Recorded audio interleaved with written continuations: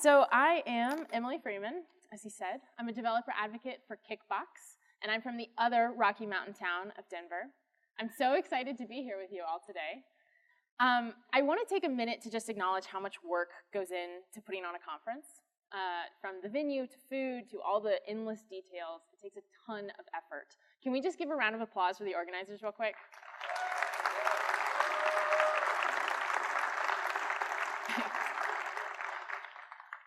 I want to talk to you a little bit about what I think Dr. Seuss can teach us about our code. I have a 2-year-old daughter who is perfect in every way, except she has this one quirk where she wants the same book read to her over and over and over and over again. I'm sure a lot of the parents can understand this. And as I was reading Cat in the Hat for the 214th time, I realized that Dr. Seuss had it all figured out. His words are odd, his cadence confusing, but there's a gem hidden in all of his children's rhymes. You see, Dr. Seuss would have made an excellent engineer, because great code isn't about finding that perfect method name or building out 95% test coverage. All that is great, but it doesn't make great code. You do. It likely never feels that way. There's a rhythm to software development, and I think it goes something like this. Easy, I've got this. That's like a 1, maybe a 3 ticket. I'll be done by 4, can leave work early. Maybe not. It's 2, I'm still working on this. It's not exactly what I thought. Help, the rubber duck is no longer working. I need to pair right now. How did I not think of that? Or my favorite, I've been in the wrong file all this time. And I am a god of all things machine. This process is okay if you're comfortable having a mild psychotic break every sprint. I'm not. I think we're going about it all wrong, putting ourselves, our egos, above our code.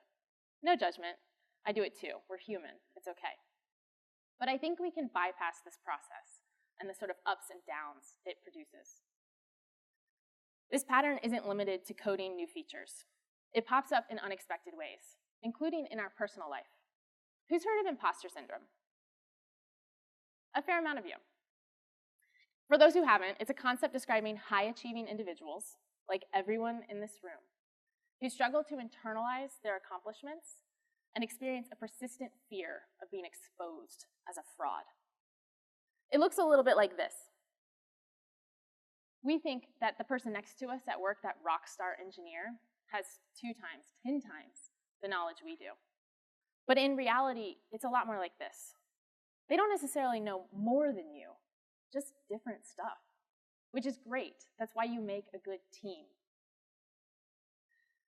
If you think I don't feel like a fraud standing up here in front of you all, you're wrong. I think any thoughtful, intelligent person deals with self-doubt. Some of us deal with it a lot. A few months ago, I did something really stupid. I volunteered to demonstrate a mock interview in front of 100 students. 100 people. I'm an idiot. My motivation was pure. Software engineering is my second career. I was a writer for many years, and I had my daughter, and I had a bit of a quarter-life crisis, and I knew I needed a change. And so I went to the Turing School, a coding school out in Denver, and it completely changed my life. And the students there, they're extremely talented, but they are absolutely petrified of technical interviews. And I mean, because they're scary, right? Like, I think all of us get nervous before a technical interview. It probably gets worse the more senior you are because you don't want to look stupid. Junior engineers, especially those without a CS background, seem to think that seniors code like Neo, just 1s and 0s. So my good friend and mentor, Ian Douglas, and I decided we'd show them what it looked like, remove the mystery from a technical interview. Ian would throw some really tough questions at me, and I'd illustrate how to handle questions you don't know the answer to. I don't normally quote Mike Tyson, but he has this one saying that I love. Everyone has a plan until they get punched in the mouth. Ian asked his first question, and I froze. I realized that 100 people were looking at me, expecting me to know the answer. That if I didn't do well, I would leave, and 100 people would think I was a complete idiot. which left me looking a lot like this poor pug. It was scary, but I muscled through as best I could. Like every technical interview I've ever had, I left feeling a bit down. The quiet but persistent whisper of doubt left me questioning my technical abilities. I kept wondering if I had made the right choice, if I was really cut out for engineering after all. This feeling was reinforced when I found out that a student had expressed his disappointment in my performance to Ian. He felt my answers were weak, and that if it were a real interview, I should not be offered the job. I'm gonna be honest, I cried a lot. You could say I wept even. Let me deal with this for a second. Okay, hopefully that's better. It fed into all the doubts I had my first year after Turing. When I graduated, I had extraordinary success in the job hunt. I was offered 4 jobs, which made me feel extraordinarily lucky. And it made me wonder if I had somehow oversold my talents in those job interviews. But the last year hasn't been easy. I struggled. My first job out of Turing, I didn't have dedicated mentorship or support. And I worried constantly. I'm sorry, y'all. I worried constantly that I wasn't learning fast enough, that I somehow had beginner's luck, that I wouldn't be able to find another job, certainly not one that I loved. Imposter syndrome isn't limited to me or you or this industry. It's a human problem. There's something called negativity bias, and it's played a crucial role in keeping humans alive all this time. Basically, when we hear a noise in the dark, we think it's a lion ready to pounce and eat us.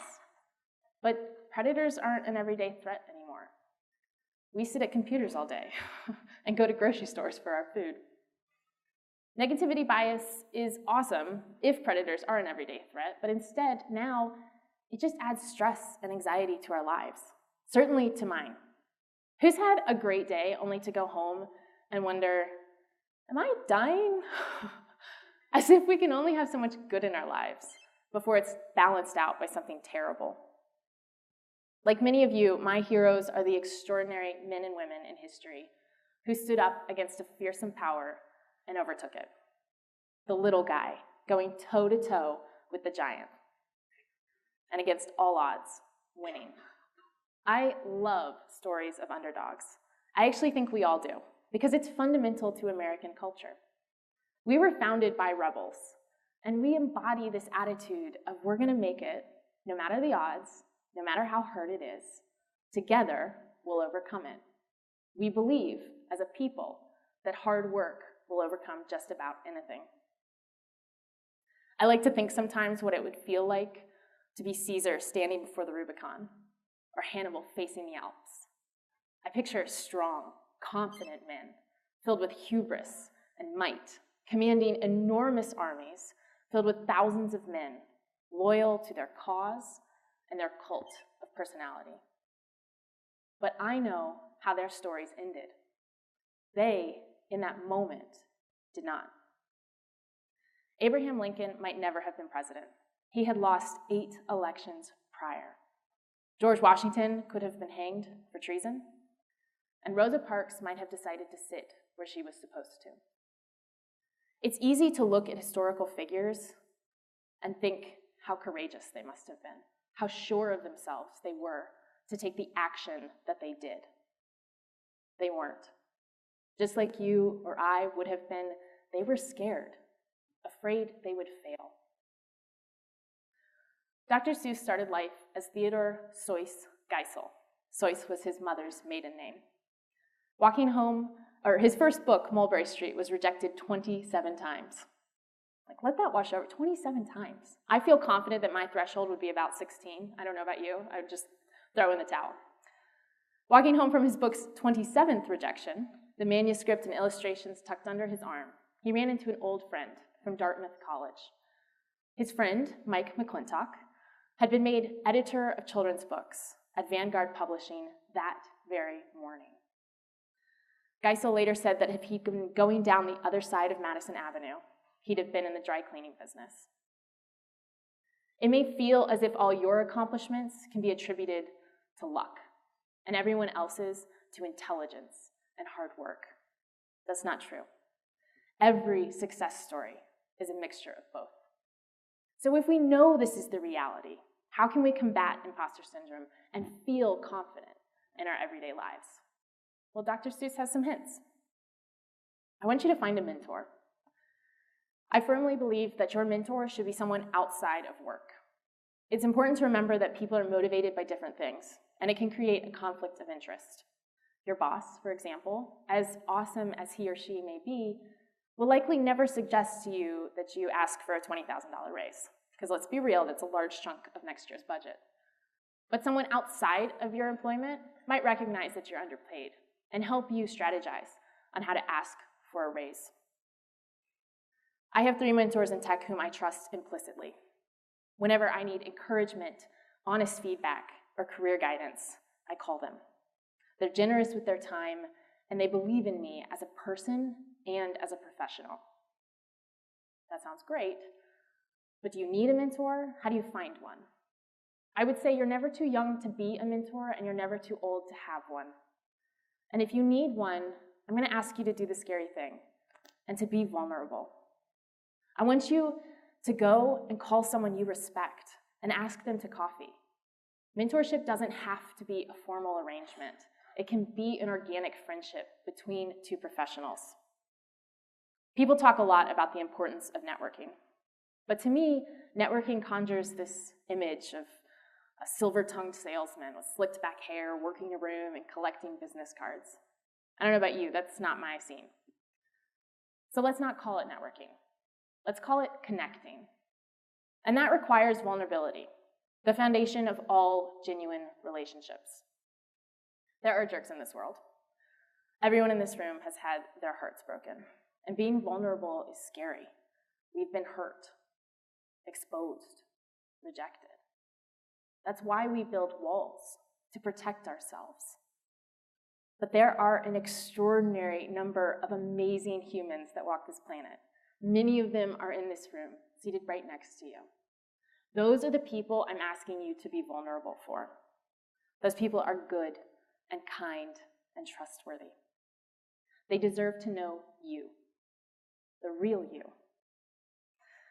My first mentor out of college, Marie Iomi, got me this little plaque that says, "Be you, nobody does it better."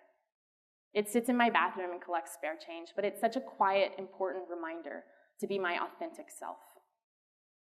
Your authentic self is 1,000% better than you pretending to be someone else. If you spend your time thinking you need to act differently, you are cheating yourself and the world of something amazing. You. The freedom you will feel when you are just you is flabbergasting. Plus, the rest of us get to hang out with someone pretty cool. Stay curious. If you haven't read Mindset by Carol Dweck, I really can't recommend it enough. It is a life-changing book about growth mindset and enthusiastically learning new things without a fear of being bad at it. It rejects the notion that we are limited to our God-given talents and instead embraces the ability to learn new skills, even if initially we're fairly terrible at something. I think a great way to exercise this concept is to try new things and take lessons in random subjects. I have a friend in improv, another taking salsa, and a few years ago, I decided to get my motorcycle license. Now, will I ever own a motorcycle? Probably not. But, much to the chagrin of my mother, I wanted to prove to myself that I could do it. So I show up to this building, I open the classroom door, and I'm faced with a room full of 18-year-old adrenaline junkies who already own motorcycles, and 2 retired gentlemen. Needless to say, I did not fit in. But guess what? I had a blast. It didn't matter that I looked like an idiot. And let's be clear, I definitely looked like an idiot. I had fun, and I learned something new. You all are here, which means you care about learning and growing. Never let that be extinguished.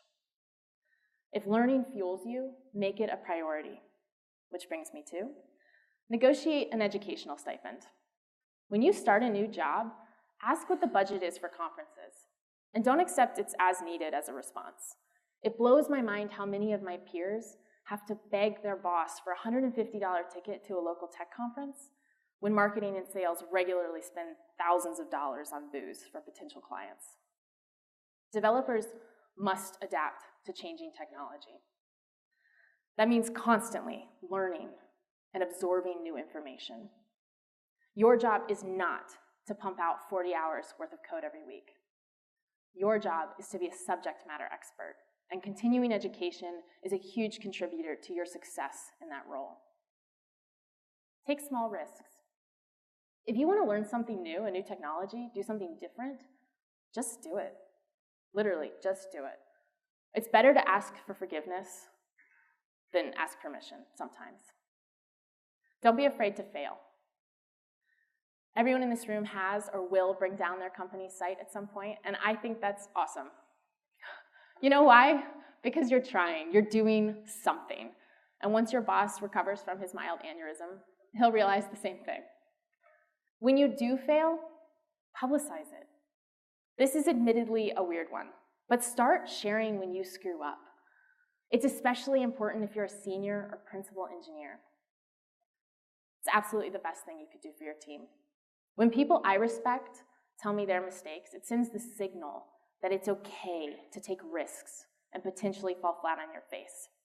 And you'll be amazed at the response. Your team will become more collaborative and start sharing lessons learned. A culture of being right all the time is toxic. Collaboration will nosedive, silos will develop, and people will start covering their tracks when things go wrong. Celebrate. I keep a yay me file. Whenever someone sends me a nice note or tells my boss I did something well, I file it away in my yay me file. And then when I'm having a really bad day, I go and I read the notes. And it's a really small reminder that I've had success in the past and I'll have success in the future. A bad day is just that, a bad day. The alternative to this is to keep a gratitude journal.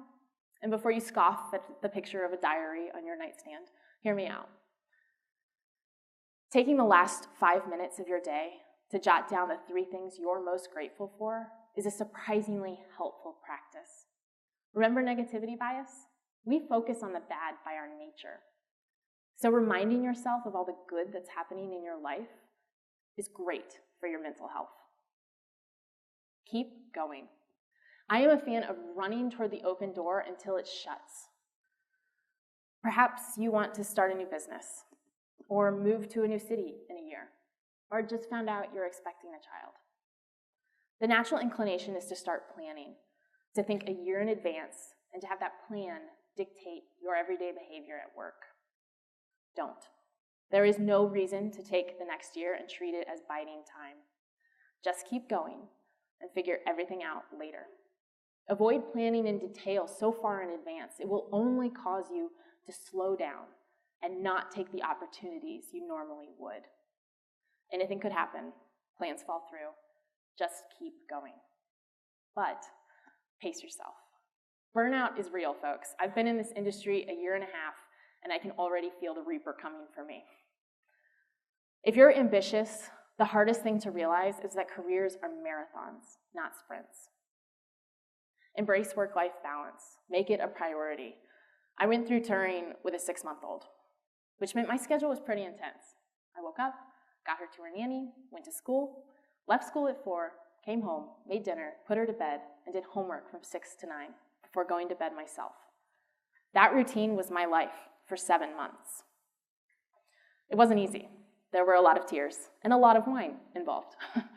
But my daughter was a critical part of my success at school. She gave me balance, demanded I stop, take a break, play, read books, say goodnight. She gave me a break from coding, and school gave me a reprieve from being a mom. Don't answer emails after dinner. Don't look at your phone the minute you wake up. I know, I'm guilty of it too. And don't work on the weekends. Play is not just a different kind of work. Find what you love and embrace it with a childlike joy. Eat great food. Spend time with your families. Pick up that hobby you've been thinking about for the last few years. We get one life, and I want each of us to enjoy every moment we can possibly glean from it. Don't be a jerk. It's a golden rule. I'm amazed at how small of a world it is, and people truly matter. They're really all that matters. It's easy to go full Frank Underwood when you're in a position of power, when you have the advantage. But I want you to take a step back. Be kind. I believe we get what we give. You can't control the behavior of others, but you can absolutely control your own. Empathy is a powerful tool. Use it. You have absolutely no idea what someone else is going through. Embrace your humanity. You're not a snowflake. Neither am I. Who's left a crappy job only to think, good luck, you won't last 2 weeks without me, only to watch the business just keep on chugging along? The future of the planet doesn't rest on your shoulders, nor mine. And think what a relief that is. I feel less stressed just thinking about it. Here's the cool thing. The more human you are, the more vulnerability you show to the people around you, the more they will grow to trust you. None of this is to say that you won't make an impact. Quite the opposite. You will leave your footprint on this world, whether it's with the people you love most, your community, or the globe. But you can let go of the pressure that you are critical to everything. People will pick up the slack when you let them. Hold on to your childhood friends. The people who knew you when you were young are the most honest friends you have. They don't expect anything of you. They don't view you as fancy or special or important. To them, you're still the scrawny kid with glasses who's bad at kickball. They'll kick your ass when you need a dose of reality, and they will sit beside you in silence during the worst moments of your life. They're not perfect. None of us are. But they are worth more than gold. Tell them that. Create a small group of trusted peers. I have 2 groups like this, one more friend-oriented and the other goal-oriented. The former is a small group of wicked smart, ambitious female developers.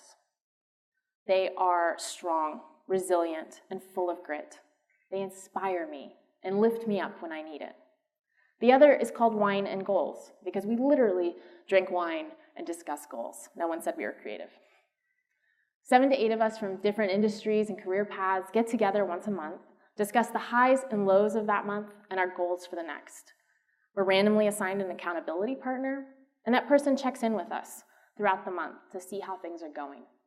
It's such a nice reminder to stay focused on where I want to go. Some days are going to suck. Nothing will go right. You'll get decaf coffee and a fork with your oatmeal. You'll take 3 hours to debug a method, only to realize that you reversed a Boolean and should have figured it out 2 hours and 59 minutes ago. That's never happened to me.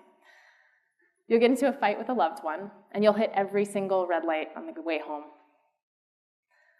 You know what I do on those days? I break out a bottle of wine. Yes, by this point you've discovered I drink a lot of wine. I run a bath, and I put on my favorite trashy TV show, Real Housewives. What I do not do is start evaluating my life choices. Let bad days pass. Look forward to the morning. Start again. Stop comparing yourself to others. I know, this is probably the hardest advice in this whole talk. I'm guilty of it all the time. But one of the most detrimental things you can do to yourself is to compare your bloopers to someone else's highlight reel. I'm a good example of this right now. I'm up here and I know every or so or bullet point I missed or every time I got off track. But it's not nearly as obvious to you, I hope. Remember imposter syndrome? It would be easy to look at me and think that I am somehow more qualified than you, or I'm an expert than you. I'm not, I promise. Everyone in this room has something to contribute, and each of you knows something I don't. Focus on what you can give. Forget what the person next to you is doing. Life is short, but it's also kind of long. Many of the choices you make won't matter at all. Some will matter a great deal. Live your life. Enjoy every moment of it. Friends who make you feel bad about yourself aren't friends at all. Drop them. Surround yourself with people who inspire you, challenge you, love you. Play, laugh, show humility. Never stop learning. Be kind. And remember, you have brains in your head, you have feet in your shoes. You can steer yourself any direction you choose. You're on your own, and you know what you know, and you are the guy who'll decide where to go. You are what makes code great. I believe in you, and you should too. Thank you.